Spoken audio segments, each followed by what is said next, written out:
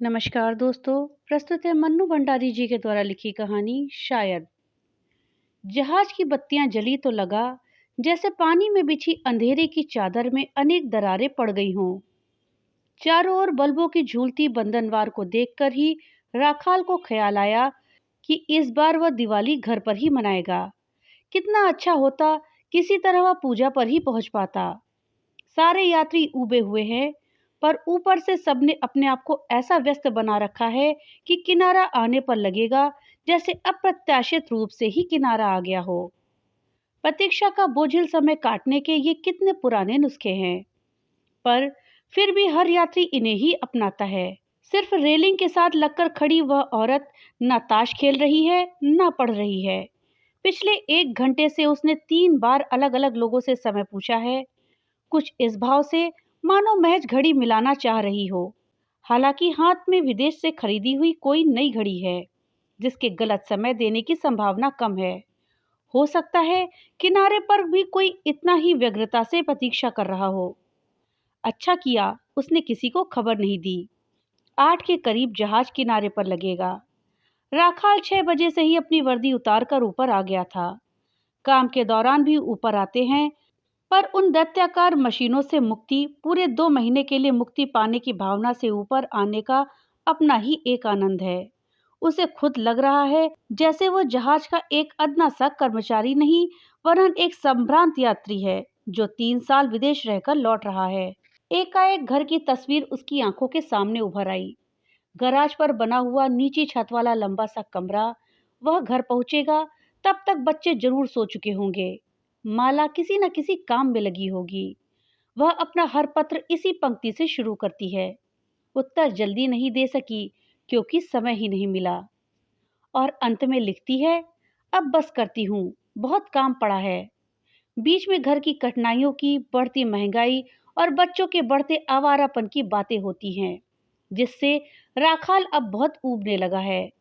हर पत्र में मशीनी ढंग से लिखा हुआ प्राणनाथ संबोधन पूरी तरह निष्प्राण हो चुका है। पहली बार जब वह जहाज पर आया था तो माला के पत्रों को कई कई बार पढ़ता था। उस सब के बीच में 10 साल का लंबा समय गुजर चुका है। फिर भी सोए हुए बच्चे और जागती हुई माला की कल्पना ने उसके मन में हल्की सी गुदगुदी पैदा कर दी। उसे अपने साथियों की याद आई जब वह नीचे कपड़े बदल रहा था। सबके सब बिना किसी शर्म हया के फप्तियां कस रहे थे। मशीनों के बीच रह रहकर साला मशीन बन गया है। अब ऊपर जाकर फेफड़ों में साफ हवा भरेगा, जिससे कुछ ताकत आए, कुछ जान आए, नहीं तो टाई टाई फिस नहीं हो जाएगी। उसके 2 साथी कुंवारे हैं और एक की बीवी किसी और के साथ रहने लगी है। जब वो अपनी तनख्वाह का एक बड़ा भाग घर भेजता था तो सब उसे चिढ़ाते थे, पर माला का पत्र आने पर सब पढ़ते थे। जॉन को अपनी बीवी नए सिरे से याद आ जाती है और वो फूट फूट कर रोने लगता है। ऐसे मौकों पर राखाल ही उसे तसल्ली देता है, पर जितनी तसल्ली वो देता था उससे ज्यादा तसल्ली उसके मन में रहती थी कि माला उसे कभी छोड़कर नहीं जा सकती। निहायत उबा देने वाला पत्र भी उसे कहीं हल्के से आश्वस्त तो करते ही थे। उसे याद आया कि पिछली बार छुट्टी से आने के 8 महीने बाद बुलबुल पैदा हुई थी और 10 महीने जीकर वो मर गई थी। माला ने उसे खूब कोस कोस कर सूचना दी थी। अभी तो छोटू भी 1.25 साल का है। 2 छोटे बच्चों को घर के सारे कामकाज के साथ वो अकेले नहीं संभाल सकती। फिर बढ़ती महंगाई, कहाँ से खिलाए, कहाँ से पहनाए। और जब वह मर गई तब फिर कई पत्र उसी की खबर से भरे हुए थे। हाय, इससे तो मैं ही मर जाती तो अच्छा था। सबसे सुंदर थी, ऐसा तो एक भी बच्चा नहीं हुआ। भगवान को लेना ही था तो दिया ही क्यों था। राखाल को ना उसके होने की खुशी थी, ना उसके मरने का कोई गम। एक हल्की सी भावना यह थी कि चलो, अच्छा हुआ कि सब कुछ उसके पीछे ही हो गया। साथ मन में कहीं उभरा, अच्छा हुआ कि इस बात को भी अब 1.5 साल हो गया, वरना सारी छुट्टियां मातमपुरसी में ही बीत जाती। दूर किनारे की बत्तियां दिखाई देने लगी तो ताश में डूबा हुआ पूरा का पूरा दल रेलिंग के सहारे आ खड़ा हुआ। सबके चेहरों पर उल्लास थिरकने लगा। बच्चे दूर खड़ी छोटी छोटी आकृतियों को ही रुमाल हिलाने लगे। भीड़ से कटकर खड़ी वह अकेली महिला वाइना कूलर लगाकर किसी को ढूंढ रही थी। एकाएक राखाल की नंगी आंखों के सामने माला की आकृति तैर गई। वो अपने साथियों और अफसरों से विदा लेकर बाहर आया और टैक्सी में बैठा। हर समय जहाज के तहखानों में बंद रहने के बाद दूर दूर तक फैला हुआ कलकत्ता, रात दिन चारों ओर लरजती और थिरकती लहरों के बाद लंबी लंबी मौन और स्थिर सड़कें और उनका उन्मुक्त भाव से प्रकाश उड़ेलती बत्तियों को देखकर नए सिरे से अपने होने का बोध होने लगा। टैक्सी लेंसडाउन मेन रोड से बाई लेन में मुड़ी और 4 मकान छोड़कर खड़ी हो गई। वह उतरकर गराज पर बने अपने मकान को देखने लगा। खिड़की से बहुत ही मंदी सी रोशनी बाहर आ रही थी। शायद भीतर 0 पावर का बल्ब जल रहा है। टैक्सी के ठहरने से, फाटक खुलकर बंद होने से भीतर किसी तरह की हलचल नहीं हुई। हाँ, सामने कपूर साहब के घर की खिड़की से एक कटा हुआ धड़ झांका, 2 क्षण रुका और फिर गायब हो गया। माला के घर शायद कभी कोई टैक्सी आकर ठहरी ही नहीं। रानी, राखाल ने आवाज दी तो कौन के साथी माला बाहर निकल आई और राखाल को देखते ही उसके चेहरे पर आश्चर्य भरा उल्लास फैल गया। यह क्या तुम? कोई खबर नहीं, सूचना नहीं, और एक तरह से झपटकर उसने राखाल के हाथ से होल डाल ले लिया। टैक्सी वाले को पैसे देकर एक बड़ा और एक छोटा बक्सा संभालते राखाल सकरी सी सीढ़ियां चढ़ने लगा और उसके पीछे माला होल डाल को ठेलती हुई। बीच में पहुंचते ही राखाल ने बक्सा सीढ़ी पर टिकाया और घूमकर अंधेरे में ही माला का हाथ पकड़कर जोर से दबाया। चलो चलो, यह गिर जाएगा, हाथ छुड़ाते हुए माला ने कहा। उसके हाथ में कोई प्रतिक्रिया, कोई हरकत नहीं हुई। राखाल को माला का हाथ बड़ा सर्द और निर्जीव सा लगा और वही ठंडक जैसे उसकी अपनी रगों में समाने लगी। कमरे में घुसते ही माला ने मरकटी लाइट जलाई। 14 फुट लंबा कमरा और जमीन पर सोते 3 बच्चे उजागर हो गए। नान नक्श के साथ माला के चेहरे पर झुर्रियां, गालों पर पड़े काले काले चकत्ते और रूखे सूखे बालों में से झांकते कई सफेद बाल। तुमने खबर क्यों नहीं दी? खबर देते तो हम सब लोग लेने आते। बच्चे कितने खुश होते। वो जैसे एकाएक राखाल का स्वागत करने में अपने को असमर्थ पा रही थी। अच्छा, तुम जरा सुस्ताकर हाथ मुंह धो, मैं जल्दी से खाने को कुछ बना देती हूँ। खाना मैं खा कर आया हूँ, कुछ भी बनाने की जरूरत नहीं है। पर माला फिर भी अभी आई कहकर नीचे उतर गई। बच्चे बिना चद्दर के गंदे और पैबंद लगे बिस्तरों पर लेटे हैं। रीना करवट लेकर सो रही है, इसलिए उसका चेहरा दिखाई नहीं दे रहा। बच्चू और छोटू चित्त सो रहे हैं। छोटू नंगा है और उसका मुंह काफी गंदा है। खिड़की पर फटी साड़ी का पर्दा एक ओर को सरक कर झूल रहा है। एकाएक मरकटी लाइट का दूधिया आलोक उसकी आंखों में चुभने लगा। उसने बत्ती बुझा दी। कमरे का नंगापन क्षण भर को अंधेरे में डूब गया। राखाल बच्चों को बचाता हुआ आया और खिड़की पर बैठ गया। इस घर में यही उसकी स्थायी सीट है। ये क्या, बत्ती क्यों बुझा दी? अंधेरे में राखाल को माला की केवल आकृति भर दिखाई दी, पर वह आकृति उसे पूरे नान नक्श वाली माला से ज्यादा परिचित महसूस हुई। रहने दो, बच्चों को परेशानी होगी। लो, थोड़ा दूध है, तुम पी लो। और अंधेरे में ही बढ़कर उसने प्याला राखाल के हाथ में थमा दिया। फिर बड़े जतन से उसका बिस्तर लगाने लगी। घर की शायद सबसे साफ चादर बिछाई। उसके हर काम से उसके मन का उल्लास छलका पड़ रहा था। वो लगातार कुछ न कुछ बोले जा रही थी। मुझे तो 2 साल काटना ही इतना भारी पड़ता है। इस बार तुमने पूरे 3 साल लगा दिए। पूजा पर कितनी कितनी राह देखी। बेचारे बच्चों को एक एक नया कपड़ा तक ना दिलवा सकी। दादा की बिजली की दुकान खूब अच्छी चलने लगी है। सोया लाइट तो जरूर लगवा दी, पर इतना नहीं हुआ कि बहन के बच्चों को एक एक कपड़ा ही दिलवा देते। टुकुर टुकुर मेरे बच्चे दूसरों के घरों में ताकते रहे। माला का गला रुंध गया। यह सब तो राखाल को छुट्टी भर सुनना ही है, पर आज वह नहीं सुनना चाहता। बिस्तर पर लेटकर उसने माला को अपने पास लिटा लिया।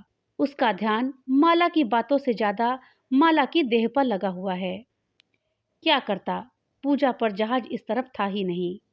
प्राइवेट शिपिंग कंपनी है, छुट्टी के कायदे कानून पर झगड़ा भी नहीं किया जा सकता। फिर उसे तसल्ली देता सा बोला, कोई बात नहीं, बच्चों को कल खुश कर दूंगा। और फिर उसने माला को अपनी बाहों में दबोचना चाहा तो वो छिटक कर दूर हो गई। माफ करो बाबा, तुम्हारा क्या है, तुम तो अपने कर करा के चल देते हो, पीछे जो गुजरती है मैं ही जानती हूँ। फिर भरे गले से बुलबुल का प्रसंग शुरू हो गया। उस बेचारी ने तो जाना ही नहीं कि बाबा किसे कहते हैं। बीमारी की हालत में टुकुर टुकुर ऐसे ताकती थी मानो कह रही हो माँ बचा लो। कपूर साहब ने अपने डॉक्टर जमाई से खूब इलाज करवाया। शंकर ने दवाइयों के लिए रुपए उधार दिए। खूब दौड़ धूप भी की, पर वह तो अपना कर्जा वसूल करके ही चली गई। और माला फूट फूट कर रोने लगी। राखाल का सारा शरीर शिथिल हो गया। उसे माला पर क्रोध सा आने लगा। जो चली गई उसका ख्याल है और जो आया है उसकी चिंता ही नहीं। जाने क्यों उसे लगा जैसे वह किसी और के बारे में सुन रहा है, मानो उस मृत बच्ची से, माला के दुख से उसका अपना कोई संबंध ही नहीं है। रो धोकर माला तो सो गई, पर राखाल को किसी तरह नींद नहीं आई। उसे भी तो नहीं लग रहा है कि वह घर में है। अभी भी यही लग रहा है मानो वो जहाज पे बैठा है और उसके और माला के बीच बहुत बहुत दूरी है। सवेरे नींद खुली तो धूप कमरे में भर गई थी। बच्चों के बिस्तर सिमट गए थे। नीचे से माला और बच्चों की मिली जुली आवाजें आ रही थी। भरी धूप में उसे यह कमरा कुछ नया नया सा लगा। उसने जोर की अंगड़ाई ली और सिगरेट सुलगाया। दीवार पर हमेशा की तरह माँ दुर्गा की तस्वीर है। उस पर लगी रोली और चंदन के चीटे कुछ ताजा लग रहे हैं। शायद इसी पूजा पर लगाए होंगे। उस तस्वीर के पास ही दीवार पर एक छोटा सा चौकोर सा निशान बना है। राखाल को याद आया, यहाँ हमेशा उसकी तस्वीर लगी रहती थी। आज वो तस्वीर नहीं है। वो इधर उधर देखने लगा। कमरे में ठीक ठाक चीज के नाम पर एक छोटी सी अलमारी मात्र है, शीशे के दरवाजे वाली। इसमें उसकी बाहर से लाई हुई चीजें रखी हैं। उन्हीं के बीच उसे अपनी तस्वीर दिखाई दी। उसका फ्रेम टूट चुका था। तभी रीना ने कमरे में झांका और उसे जागा हुआ देखकर शर्माते हुए कहा, नमस्ते। रीना, यहाँ आओ बेटा। और उसने दोनों हाथ फैला दिए। रीना उसकी सबसे लाडली बिटिया है, पर रीना पहले की तरह दौड़कर उसकी बाहों में नहीं समा गई। बस मुस्कुराती हुई उसके पास आ खड़ी हुई। 3 साल में रीना सचमुच बहुत बड़ी हो गई है। 13 साल की। उसकी नजर रीना की हल्की सी उभरी हुई छाती पर पड़ी। बेटी की जवानी की कल्पना ही उसके लिए नया अनुभव थी। रीना नीचे दौड़ गई और 2 मिनट बाद ही बच्चू आकर उसकी गोद में लद गया। पीछे पीछे माला ट्रे में बड़े करीने से सजाकर चाय लाई और रीना 4 साल के छोटे को लाद कर। राखाल को लगा जैसे सब लोग उसके जागने की प्रतीक्षा कर रहे थे। रात को मैले कपड़ों में लिपटे और बिखरे बालों वाले बच्चे इस समय धुले साफ कपड़ों में थे। छोटू की आंखों में मोटा मोटा काजल था और टांगों में निकर। माला की मांग में सिंदूर की लाली पीछे तक चली गई थी। एक औपचारिक मेहमान की तरह उसकी खातिरदारी हो रही थी। फिर भी यह सब उसे अच्छा लगा। आने के बाद पहली बार लगा कि वो अपने घर में आया है। चाय के साथ साथ अपने बीवी बच्चों के साथ होने की गर्मी भी उसे महसूस हुई। बाहें फैलाकर उसने छोटू को गोद में लेना चाहा। पिछली बार वो साल भर के छोटू को सारे समय पेट पर बिठाकर खिलाया करता था, पर अब छोटू उसे पहचान नहीं पाता। राखाल ने उसे जबरदस्ती खींचा तो वो रो पड़ा और छिटक कर माला के पास चला गया। छोटू, बाबा बाबा, जाओ बेटा, प्यार करेंगे। रीना भी समझाती है, छोटू बाबा जाओ, चीज देंगे। 1-2 दिन में पहचान लेगा तो फिर 1 मिनट भी नहीं छोड़ेगा। राखाल को लगा जैसे माला तसल्ली दे रही है। बच्चू बराबर रट लगाए हुए है, बाबा क्या लाए हमारे लिए। वैसे सभी की आंखों में यही उत्सुकता छलक रही है। राखाल ने बक्सा खोलकर चीजें निकालनी शुरू की। तीनों बच्चे बक्से के इर्द गिर्द सिमट आए। कपड़े, खिलौने, पेन, रिबन, जर्सी, मोजे। बच्चे हर चीज पर झपटते तो माला उन्हें डांट देती।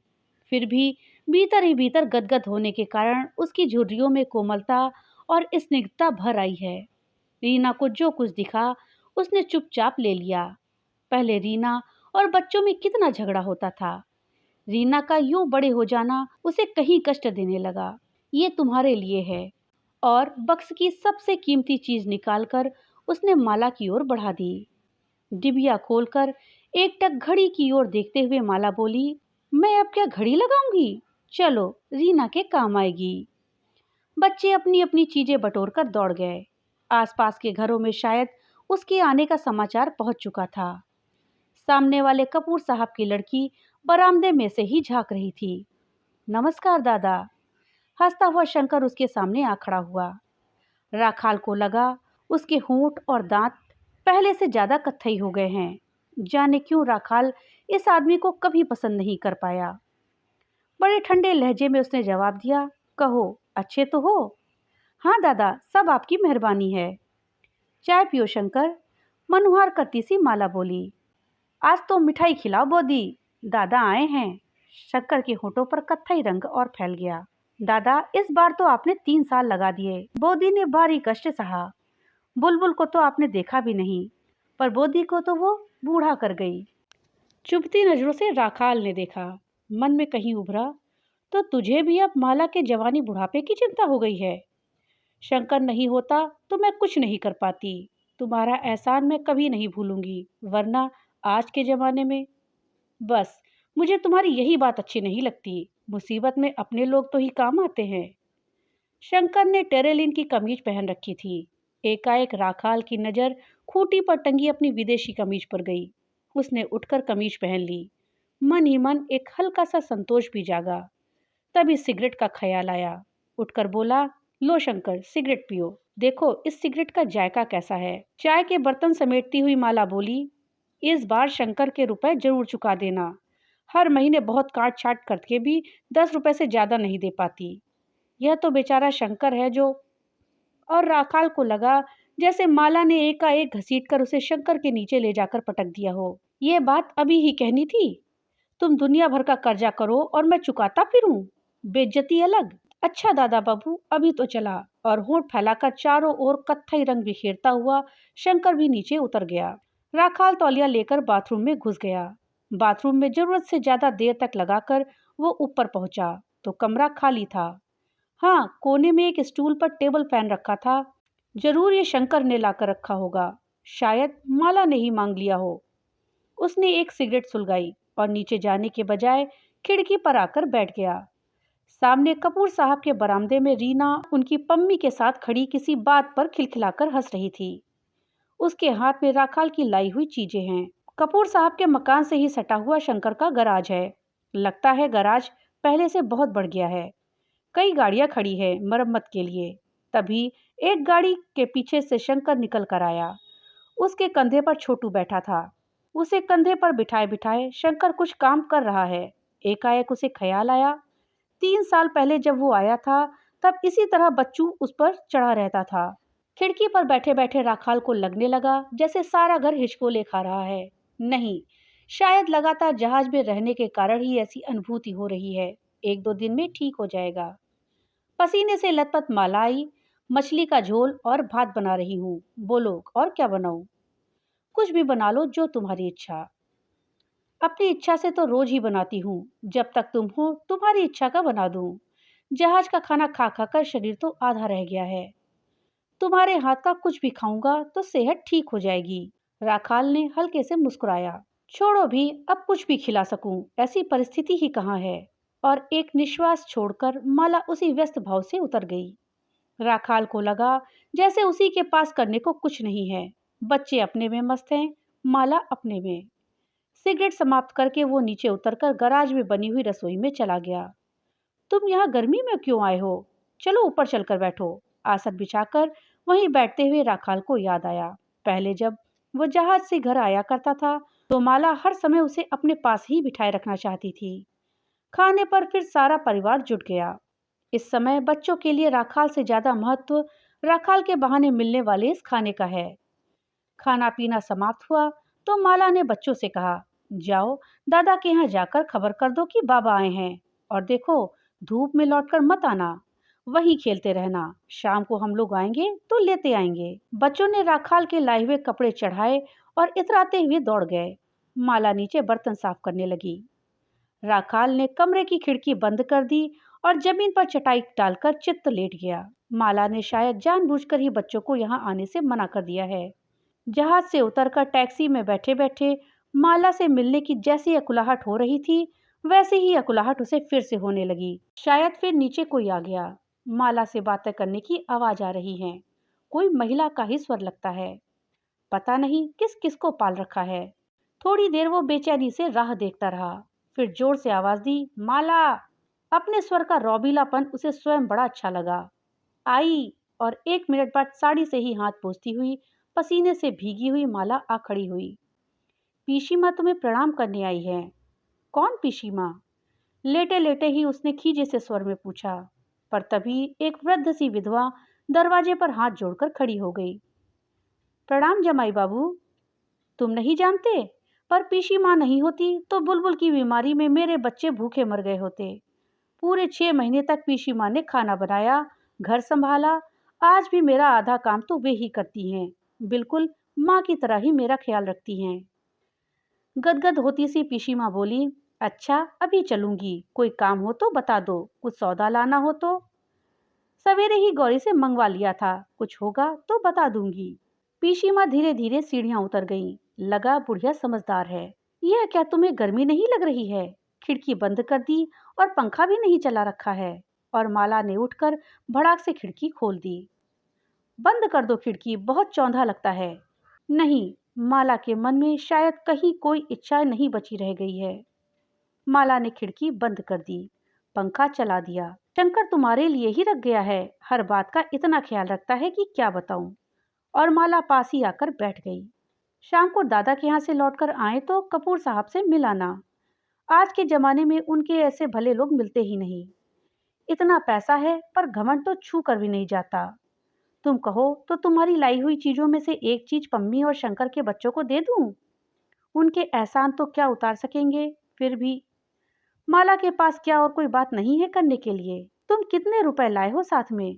शंकर के 300 रुपए और चुकाने हैं। बुलबुल की 10 महीने की बीमारी ने तो मुझे तन मन और धन से एकदम कंगाल ही कर दिया है। फिर भी बच जाती तो सब्र करती। माला का स्वर फिर भर्रा आया।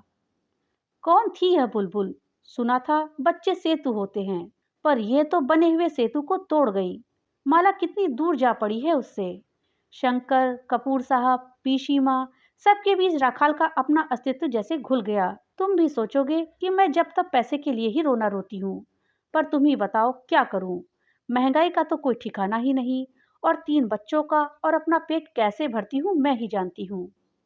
माला क्या जानती नहीं कि राखाल कुछ नहीं कर सकता है। अधिक से अधिक रुपया वो घर ही भेज देता है। फिर भी यह सब उसे क्यों सुना रही है? शायद उसे गवाह बनाकर अपनी तकलीफों को दोहरा रही है, सिर्फ अपने को हल्का करने के लिए। अच्छा होता वो राखाल ना होकर ब्लॉटिंग पेपर होता, तो शायद माला के सारे दुखों को सोख लेता। शाम को दादा के घर पहुंचे तो दादा और बोदी बड़े तपाक से मिले। आओ जमाई बाबू आओ, इस बार तो आपने 3 साल लगा दिए। बहुत दुबले हो गए हैं। जहाज का खाना भी कोई खाना है भला? नमकीन हवा हड्डियों तक को गला देती होगी। राखाल का मन हुआ कह दे, नमकीन हवा क्या हड्डियां गलाएंगी? हड्डियां तो तुम्हारे घर में गली हैं। हड्डियां तो तुम्हारे घर में गली थीं, जब बेकारी के 6 महीने तुम्हारे यहाँ बिताए थे। राखाल के मन में वे दिन खुदे हुए हैं। तभी दादा के तीनों बच्चे दौड़ते हुए आए। बोदी ने हंसते हुए कहा, जब से रीना बच्चू ने खबर दी है कि बाबा आए हैं, तभी से ऐसे उछल रहे हैं जैसे इन्हीं के बाबा आए हों। माला के घर को तो ये कभी दूसरा समझते ही नहीं। बुआ का घर क्या दूसरा होता है? दादा ने दांत दिखाते हुए कहा। बड़ी उतावली हो रही है ना देखने के लिए कि क्या लाए हैं। अरे सब्र करो, अभी आए देर नहीं हुई कि अपना टैक्स वसूलने आ खड़े हुए, और अपने मजाक पर खुद ही खीखी करके हंसने लगे। राखाल ने जेब से निकालकर एक एक कंघा और रिबन दोनों लड़कियों को पकड़ा दिया, और एक सस्ता सा पेन लड़के को। लगा बोदी को काफी निराशा हुई, जिसका प्रमाण चाय के समय मिल गया। एक प्लेट में 2 संदेश और एक कप चाय, बस।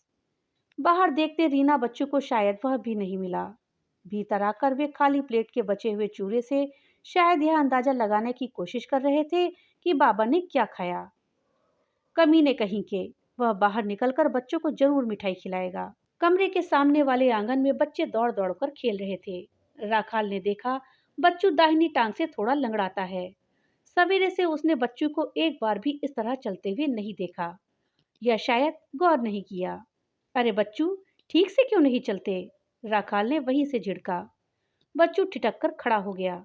लो और सुनो, चलेगा कैसे बेचारा? हड्डी तोड़कर 4 महीने खाट पर रहा, अब तो जरा सी कसर रह गई है, धीरे धीरे ठीक हो जाएगी, बोदी ने कहा। फिर वह एक गहरी सांस लेकर बोली, इस बार क्या क्या कष्ट सहा है बेचारी माला ने। मेरा तो कलेजा मुंह को आता था। बुलबुल तो जाती ही रही और झूठ मूठ को उन्होंने आंचल से आंखें पोंछ ली। बच्चों की हड्डी टूट गई, पर कब? माला ने तो उसे कभी खबर नहीं दी। एक बार फिर उसने पत्रों की बातें याद करने की कोशिश की। नहीं, इतनी बड़ी बात वह नहीं भूल सकता। एक अजीब सी बेचैनी उसे होने लगी। बाहर निकलते ही उसने माला को आड़े हाथों लिया। तूने मुझे बच्चों के पैर की हड्डी टूटने की खबर तक नहीं दी। कब हड्डी टूटी, कैसे टूटी, क्या करती खबर करके? तुम कर ही क्या लेते सिवाय परेशान होने के? फिर भी तुमको लिखना तो चाहिए था। पीछे जो कुछ होता है मुझे मालूम तो रहे। मेरे बच्चे का पैर टूट गया, इसकी खबर मुझे दूसरे लोग दें। आखिर में आगे राखाल से कुछ कहा नहीं गया। पीछे जो कुछ होता है वो भोगना तो मुझे ही पड़ता है। दूर रहकर तुम चिंता करने के सिवाय कर ही क्या सकते हो? बेकार ही परेशान होते हो। माला का स्वर कातर हो आया। राखाल समझ नहीं पाया कि माला उस पर आरोप लगा रही है या अपना अपराध स्वीकार कर रही है। सचमुच उसके पीछे क्या क्या नहीं हो गया। बुलबुल हुई और मर गई। रीना की सारी चंचलता और बचपना ऐसा गायब कि उसने बेझिझक होकर उससे बात तक नहीं की। बच्चे की पैर की हड्डी टूट गई और जुड़ भी गई। छोटू इतना बड़ा हो गया कि उसे पहचानता ही नहीं। और माला, लौटकर वो घर नहीं आया। वो सबको लेकर देशप्रिय पार्क में बैठ गया। बच्चों के मांगने के पहले ही सबको एक एक आने की मूड़ी दिलवाकर उसने उन्हें अपने पास बिठाया और उनकी पढ़ाई लिखाई के बारे में पूछने लगा। ये बच्चू तो सारे दिन आवारागर्दी करता है। 4 महीने बिस्तर पर रहा सो पढ़ाई लिखाई तो यूं चौपट हो गई। उस पर भी मजाल है जो किताब लेकर बैठ जाए। शंकर के लड़के को पढ़ाने के लिए मास्टर आता है। कई बार उसने भी कहा कि बच्चू तू भी बैठ जाया कर, पर बच्चू को खेलने कूदने से फुर्सत हो तब ना। आक्रोश और खीज माला के स्वर का स्थायी भाव हो गया है। राखाल ने बच्चों को बाहों में भरकर अपने पास खींचते हुए कहा, देखना अब बच्चू कैसे पढ़ता है। कोई शंकर वंकर का मास्टर नहीं, मैं पढ़ाऊंगा इसे। क्यों बेटा, अच्छे नंबरों से पास होना है ना तुझे? बच्चू ने गर्दन हिलाकर हाँ कर दी। फिर राखाल रीना से बतियाने लगा। वो पहले की तरह ही झेप झेप कर जवाब देती रही, पर छोटू उसके पास अभी भी नहीं आया। उसे देखकर मुस्कुराता जरूर था, पर जब राखाल हाथ बढ़ाता तो वो माला की गोद में दुबक कर बैठ जाता। 1-2 दिन में पहचान जाएगा। पहले तो जब तुम गए थे तब बहुत दिनों तक तुम्हारी फोटो को देख देख कर बाबा बाबा करता था। अब इतने दिन हो गए कि भूल गया। 2 घंटे पार्क में बिताकर जब रात में वे लोग लौटे तो राखाल का मन हल्का हो आया था। केमिस्ट के यहाँ से खरीदा गोल सिक्का रात के बारे में भी उसे आश्वस्त कर रहा था। गली में कल की तरह ही आज भी अंधेरा था। फिर भी वो गली, नीची छत वाला कमरा एकाएक उसे आत्मीय और अपने लगने लगे। अभी भी जैसे उसके फेफड़ों में पार्क की हवा भरी थी। माला को लस्त पस्त करके छोड़ा तब पहली बार घर आने का बोध उसकी रग रग में तैर गया। थोड़ी देर में माला की नाक बजने लगी। उसे बड़ी देर से सिगरेट की तलब महसूस हो रही थी। उसने सिगरेट निकाली और खिड़की पर बैठ गया। इस बार जब राखाल सोया तो मकान हिचकोले नहीं खा रहा था। दूसरे दिन उठकर ही राखाल ने रीना बच्चू को बैठाकर पढ़ाया और जब वे स्कूल चले गए तो कमरे की सफाई शुरू कर दी। माला उसे मना करती रही, फिर खुद भी आकर जुट गई। उसके पास कुछ रुपए और होते तो घर में थोड़ा सामान डलवा जाता। 2-3 गोल मूढ़े, एक आध कुर्सी। खैर छोड़ो, खुद भूख काट काट कर जो थोड़ा बहुत पैसा उसने बचाया उससे यहाँ बाल बच्चों को खिलाएगा, थोड़ा बहुत घुमाएगा, सबको एक सिनेमा दिखाएगा। बच्चे ही नहीं, आसपास के लोग भी जान लें कि वो आया है। चौका बर्तन करके माला ऊपर चढ़ी तो उससे रहा नहीं गया। तुम सारे काम से छुट्टी पाकर नहा तो लिया करो। पसीने से लथपथ माला को देखकर उसका आधा उत्साह ही मर जाता। कितनी बार नहाऊं, अब मुझे कुछ भी नहीं अखरता, आदत हो गई है। और पसीना सुखाने के लिए वो पंखे के सामने जा बैठी। सुनो, राखाल ने माला की ओर देखा। पीशी माँ का एक भांजा है, इंटर पास, कहीं फैक्ट्री में काम करता है, रात में बीए की पढ़ाई करता है। राखाल बात को पकड़ नहीं पाया। पीशी माँ रीना के संबंध के लिए कह रही हैं कभी से। घर में ज्यादा लोग नहीं हैं और लेने देने का भी खटराग नहीं होगा। राखाल जैसे आसमान से गिर पड़ा। तुम्हारा दिमाग तो ठीक है। रीना अभी है ही कितनी बड़ी, पढ़ेगी लिखेगी नहीं क्या? इसमें दिमाग खराब होने की क्या बात है भला? आखिर शादी तो करनी ही है। संबंध जितनी जल्दी हो जाए अच्छा है। तुम दूर रहते हो, लड़का ढूंढेगा ही कौन? यह तो भाग से घर बैठे ही लड़का मिल रहा है। तुम बुलाकर मिल लो, देख सुन लो, तसल्ली कर लो। माला थी कि बोले चली जा रही थी और राखाल की यह समझ में नहीं आ रहा था कि वह उसे कैसे चुप करे। दादा से कहा कि एक बार लड़के को बुलाकर देख लो, कुछ बात कर लो, तो कतरा गए। शादी ब्याह का मामला है, जमाई बाबू के आने से ही ठीक रहेगा। अरे, मैं खूब समझती हूँ, बुलाएंगे तो कुछ खाना पिलाना तो पड़ेगा ना, और कौन खर्चा करे। माला, पर रीना क्या बहुत छोटी नहीं है? राखाल के स्वर में अजीब सी बेबसी आ गई। क्या छोटी है, पूरे 13 की होने वाली है। और कौन आज ही ब्याह होने जा रहा है, कुछ ना करके भी 2-3 हजार तो चाहिए ही। मुझे तो रात दिन यही चिंता लगी रहती है। राखाल की आंखों के सामने जैसे कहीं धुंध छाने लगी और थोड़ी देर पहले का जमाया हुआ कमरा फीका लगने लगा। दादा बाबू, आपने बुलाया? अपने कत्थई होठ फैलाए हुए शंकर सामने आ खड़ा हुआ। बैठो बैठो, हजामत बनाते हुए राखाल ने कहा। लो, आपने तो कमरे की शक्ल ही बदल दी। अब लग रहा है कि घर का मालिक आ गया। शंकर हंसने लगा, पर राखाल को अब शंकर की हंसी उतनी बुरी नहीं लगी। एक अधमैले तौलिए से रगड़कर मुंह पोंछते हुए राखाल ने कहा, माला तुम्हारा हिसाब किताब कुछ बता रही थी। मुझे पहले तो मालूम नहीं था, वरना पूरे का ही प्रबंध करके आता। स्वर में घर के मालिक वाला रौब पूरी तरह था। अरे दादा बाबू, आप चिंता ना करिए, रुपए कौन भागे जा रहे हैं। नहीं भाई, कर्ज जितना जल्दी चुक जाए अच्छा है। और राखाल ने अपना छोटा सा संदूक खोलकर उसमें से 100 रुपए का नोट निकालकर दे दिया। शंकर ने नोट जेब में रखा और चल दिया। राखाल ने बचे हुए गिने 80। पहली तारीख को तनख्वाह मिलेगी, उससे माला को घर के खर्च के लिए रुपए देने के बाद 50 रुपए बचेंगे। कुल हुए 130। इन्हीं रुपयों से उसे 2 महीने तक अपनी बीवी बच्चों को घुमाना फिराना और फिर लौट कर जाना है। अनायास ही रंजू की बात याद आई कि जहाज वालों को तो शादी करनी ही नहीं चाहिए। यहाँ रात दिन मशीनों से सिर फोड़ो और पैसा मिले तो घर वालों की हाजिरी में भेज दो। भैया हम अच्छे हैं, जिस घाट उतरे तफरी कर ली, ना किसी का देना ना लेना। तब उसकी आंखों के आगे माला और बच्चे तैर जाते थे। वो तौलिया लेकर नहाने चला गया। आज पीशी माँ का भांजा आने वाला है, अपने चाचा के साथ। राखाल के मना करने के बाद भी माला ने बुला ही लिया। साथ में दादा से भी कह दिया कि वो भी आ जाएं। दादाजी 4 बजे ही आ धमके।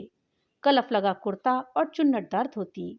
एक जगह बैठे बैठे ही कुछ ऐसे सक्रिय लग रहे हैं जैसे घर के मालिक करता धरता वही हो।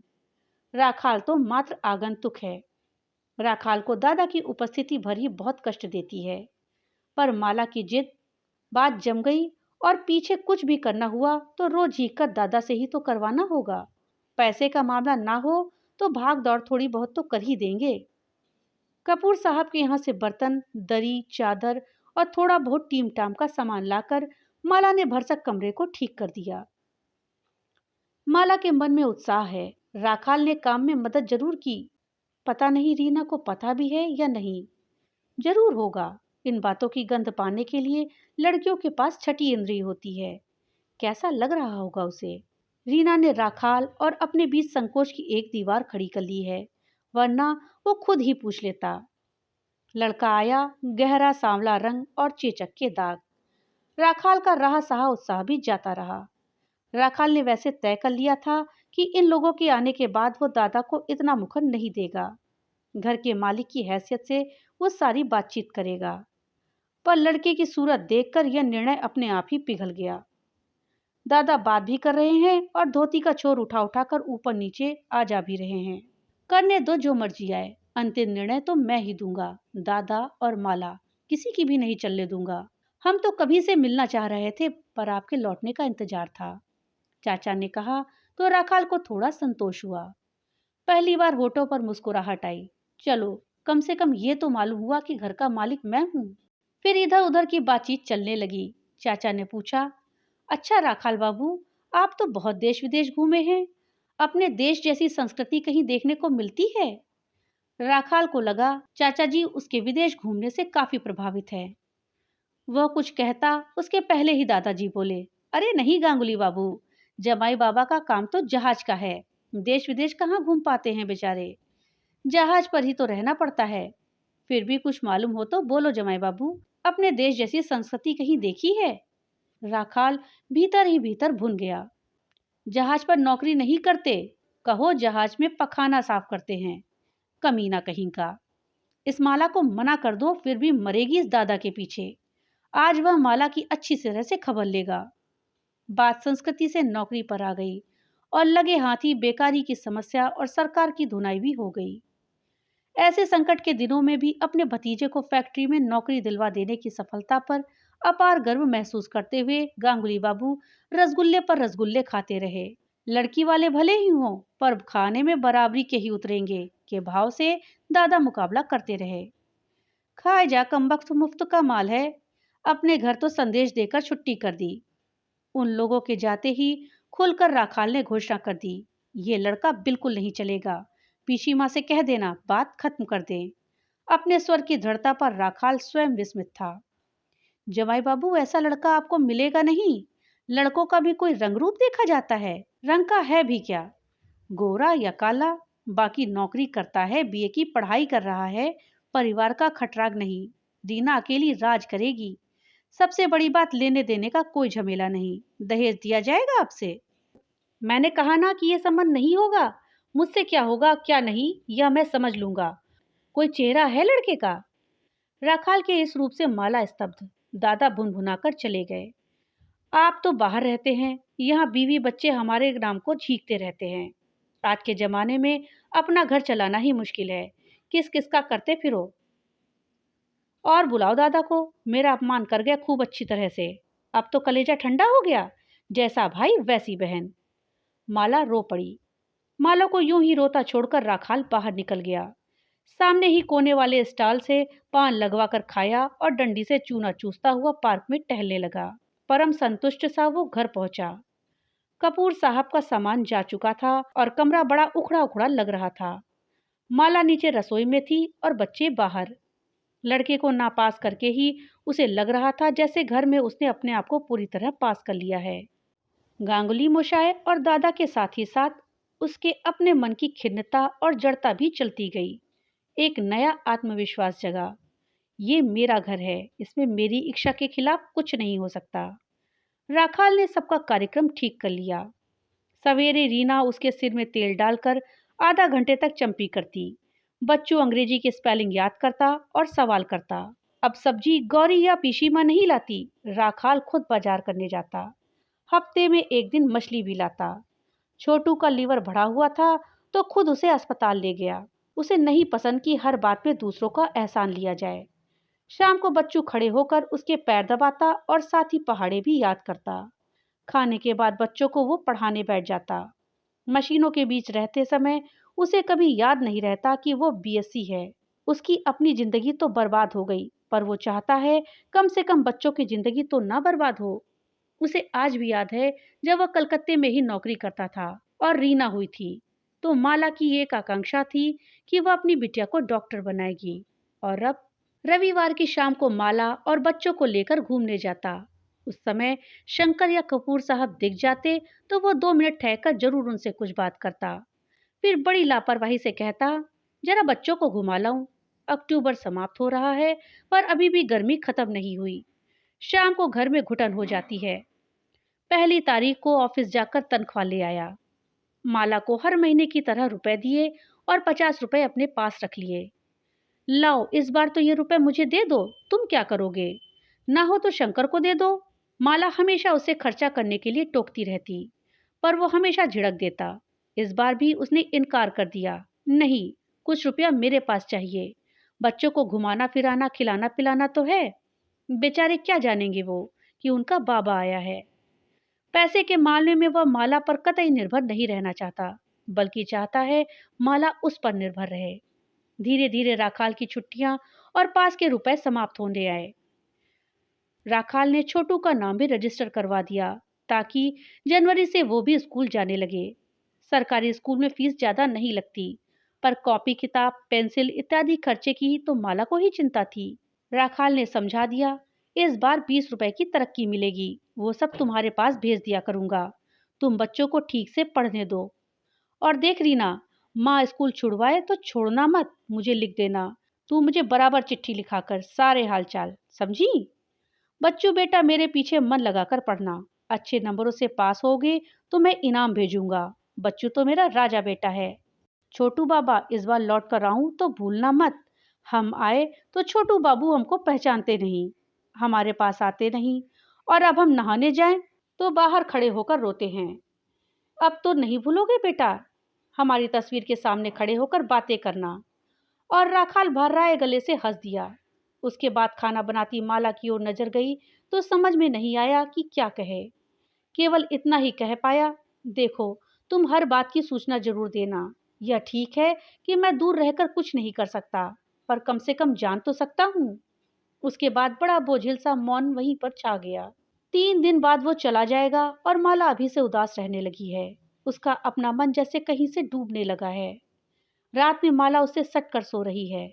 इतना खर्चा यहाँ ना करते और शंकर के बचे हुए 200 रुपए भी चुका देते तो अच्छा होता। पहले तो यही कहकर टालती रही कि तुम आओगे तो दे दूंगी, अब कौन सा बहाना बनाऊंगी। राखाल इस समय यह बात नहीं करना चाहता था, फिर भी माला को तसल्ली देने के लिए कह दिया, मैं जाते ही रुपया भेज दूंगा। कल उसे अपनी ज्वाइनिंग रिपोर्ट देनी है और परसों सवेरे 10 बजे जहाज खुलेगा। आज कुछ और भी तो किया जा सकता है।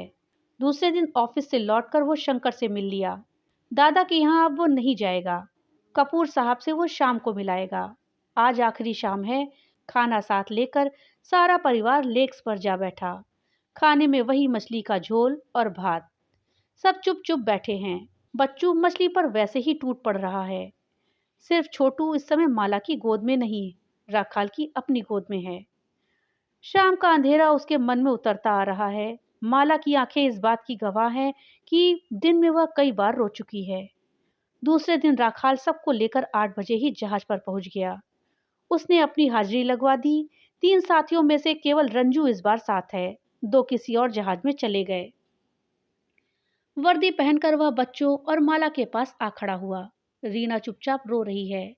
माला रोने के साथ साथ उसे याद दिला देती है, शंकर के रुपए जैसे भी हों भेज देना। और राखाल की आंखों के सामने बहुत दिनों बाद जैसे शंकर के होठों और दांतों का रंग एकाएक कौंध गया। छोटू उसकी गोद में ही लदा हुआ है। वह बार बार उसे प्यार कर लेता है। जहाज खुलने का समय करीब आ रहा है। राखाल ने छोटू को माला की गोद में दिया तो वो मचल पड़ा।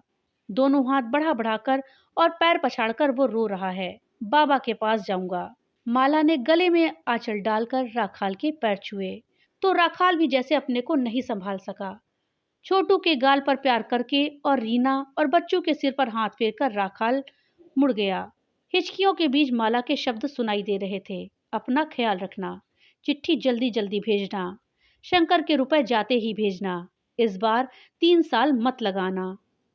जहाज छूट गया। दहाड़ मारती लहरों की आवाज और आसपास के शोर शराबे के बीच भी उसे पछाड़ खाते छोटू के रोने की आवाज सुनाई दे रही है। किनारा धीरे धीरे दूर होता जा रहा है। किनारे की आकृतियां धुंधली होती जा रही हैं, पर उसकी आंखों के सामने चारों प्राणी ज्यों के त्यों खड़े हैं। अब किनारा बिल्कुल नहीं दिखाई दे रहा है। दिखाई दे रहा है लैंड्सडाउन का घर। माला ने गद्दे उठाकर दोनों बक्से निकाल दिए होंगे। बक्से दब जाने से उसे बड़ी असुविधा होती थी, पर वो जैसे तैसे चला रही थी, शायद इसी दिन की प्रतीक्षा में। टेबल फैन और स्टूल वापस शंकर के गराज में चला गया होगा। शंकर अपनापन दिखाकर माला को तसल्ली दे रहा होगा। रोती क्यों हो बोदी, मैं तो हूं। कपूर साहब के बरामदे में से उनकी लड़की पम्मी चिल्लाकर कह रही होगी, माशी माँ, डॉक्टर बाबू के पास जाना हो तो तैयार रहिए, पापा 10 बजे निकलेंगे। पीशी माँ घर का छोटा मोटा सामान लाते लाते रीना के लिए फिर कोई लड़का खोज लाएंगी। कौन जाने फिर वही लड़का आ जाए। सभी तो उसके पक्ष में थे। एकाएक उसे लगा शायद वह एक बहुत ही नकली से माहौल में रहकर लौटा है। शायद माला कई बातों में केवल उसके डर के मारे ही चुप रह रही है। बच्चू मन मारकर पढ़ने बैठता है। अब वह पहले की तरह ही निश्चिंत होकर बस्ता कोने में पटक कर शंकर के गराज या फुटपाथों पर खेलता फिरेगा। रीना घर के काम से छुट्टी पाते ही कपूर साहब के बरामदे में खड़ी होकर बतियाया करेगी। छोटू शंकर के कंधे पर टंग कर उसके सिर पर तबला बजाएगा। बच्चे खेल खेल में तस्वीर का शीशा ना फोड़ दें, इस डर से माला उसकी तस्वीर को फिर अलमारी में बंद कर देगी और छोटू के मन में उसकी याद बहुत धुंधली हो जाएगी। अब नीचे भी चलोगे या यही टंगे रहोगे? पूरे हाथ का धौल जमाकर रंजू हंस रहा था। राखाल नीचे उतर आया। मशीनों के बीच पहुंचकर उसे एक अजीब सी राहत मिली। वही परिचित गंध, वही चिरपरिचित मशीनें। लगा जैसे अपनी असली जगह आ गया। यार, तुम जैसे लोगों को बहुत घुलना मिलना नहीं चाहिए बीवी बच्चों में। इतनी शिक्षा देता है ये गुरु, तुम लोग फिर भी सीखते नहीं हो। बेटा, अपनी जिंदगी तो इन मशीनों के साथ बंधी है। समझे, इनको तेल पिलाओ और चलाओ। और फिर उसके हाथ में तेल की कुप्पी थमाते हुए बोला, इधर के हिस्से की आइलिंग तो कर दे जरा लपक के। राखाल ने कुप्पी ली और मशीन के सामने खड़े होकर कुप्पी की नोक छेदों में लगाकर पूरे मनोयोग से तेल डालने लगा। दोस्तों, ये थी कहानी मन्नू भंडारी जी के द्वारा लिखी हुई शायद। दोस्तों, कहानी अगर अच्छी लगी हो तो लाइक और ज़्यादा से ज़्यादा शेयर करिएगा। और हाँ, अगर चैनल पे नए आए हैं तो चैनल को जल्दी से सब्सक्राइब कर दीजिएगा। और अपने विचार हमें कमेंट बॉक्स में लिख करके ज़रूर बताइएगा। तो फिर मिलते हैं अगली एक नई कहानी के साथ। तब तक के लिए बाय बाय।